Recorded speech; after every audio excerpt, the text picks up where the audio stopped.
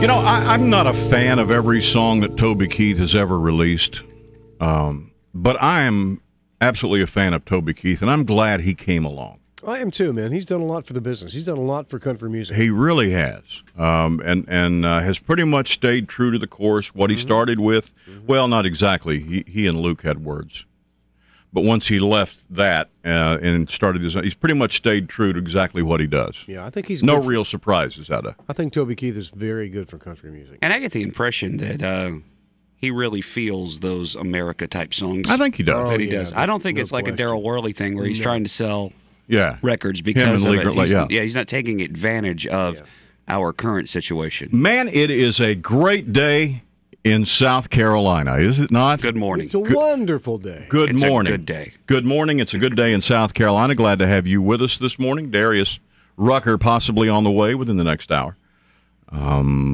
We should just say that every morning. You think so? There's a chance Darius Rucker may be with us after 7. So hang with us. Hang with us. Of course, he may be at home watching reruns of or the DVD stuff where he recorded the Michael Jackson trial yesterday. Because I know he's a busy man, and he may not have time, like some people, to sit in front of the TV all day and watch the Michael Jackson trial. Like somebody else in the room here? I'm just saying. I feel like it's my job to stay updated on what's going on in the world, and this is one of the big things that's going on in the world. Well, okay, you do that, and we'll keep updated on what's going on that matters in the world. So, all right, so we're talking about Michael Jackson's death here.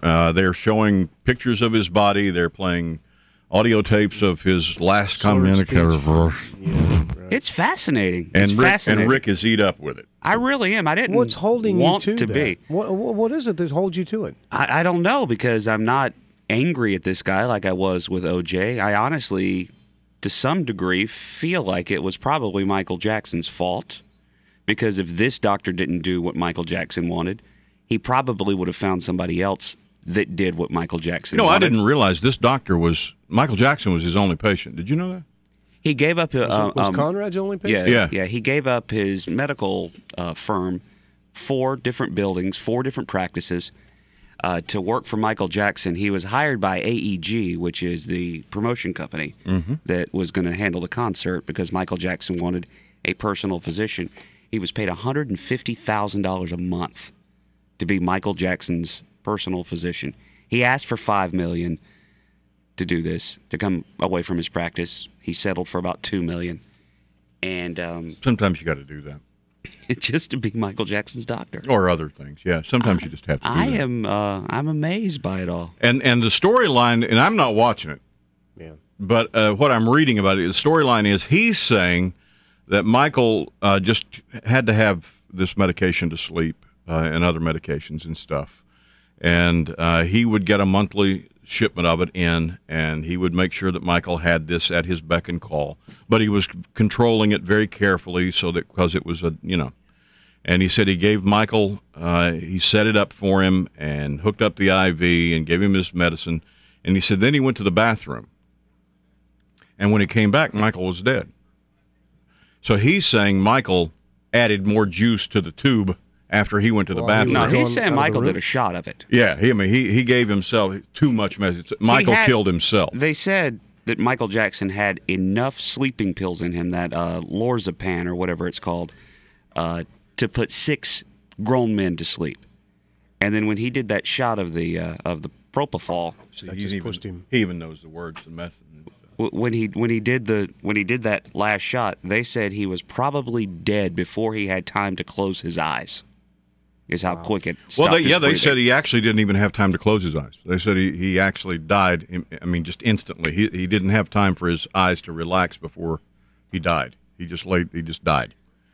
And then the doctor came back from the bathroom, and there he was. And he said he started CPR on him, and then tried to call his bodyguard. Tried to call his assistant, who had just dropped Michael Jackson off. This was 12 o'clock in the afternoon or whatever time it was. Eastern versus, so it must have been about 2 o'clock in the afternoon. He'd been back from the Staples Center. The assistant drove back to the Staples Center to get more stuff, and the doctor called him. The problem is the doctor never called 911. Neither did the assistant. That's what the prosecution is saying, that they waited too long to call 911. But Michael Jackson was already dead. I mean, based on the toxicology, nothing that could have been done. And then I hear one of, I think what was that lady? What's that lady's name on ABC News that I hate so much? Sawyer. Yeah, Diane Sawyer. She was saying, "Oh, and those poor children standing there watching." And I'm saying, well, if they didn't want to watch, they could have left the room, because apparently both of his kids were in the room while he was they were trying to give him CPR and keep him alive and all that stuff, and they were standing there watching. But it wasn't uncommon for Michael Jackson apparently to be hooked up on oxygen all the time. Yeah, right. They'd say the kids would drag the tubes up, and the big tanks up the stairs. And now, like me, I'm picking up bits and pieces of this on the web. As I go, I read a little bit and see a little video or whatever. And when it comes on the news, I scan through it. I just hit fast forward because I've read it and I don't really care to see it. You are apparently sitting there on the couch watching this thing. It's pretty riveting, like the O.J. Simpson trial. It's riveting. It's pretty riveting. God. It really is. I needed to leave the house yesterday for something, to go run an errand and I paused it. Went and ran the errand, came back, and then fast forward through to get me caught back up again. There's probably some sort of help group for me or a support group. Yeah, and I was trying to think why in the world. Because, it's not like... I didn't want to be involved in this. I didn't watch a second of the Casey Anthony thing. It didn't interest me at all. But for some reason, the day-to-day life in this major celebrity is fascinating to me. And we were talking about, and I think for Gary and myself, perhaps it would have been a similar situation had they had this kind of 24-hour-a-day coverage on TV when they found Elvis where he died and fell off the toilet.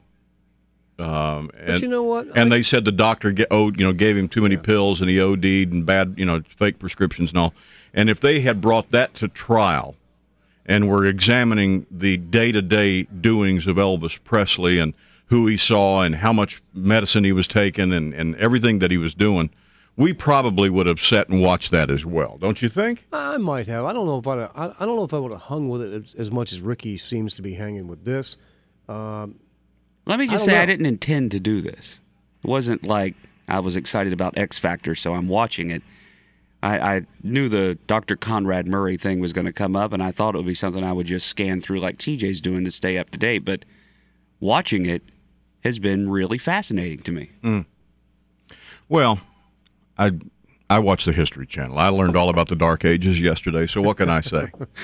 They had a 2-hour documentary on the Dark Ages. And I saw the Braves lose the wild card berth last night. Boy, so did you not want to shoot the TV? Oh, That's a whole different story. We don't even have time for that. No.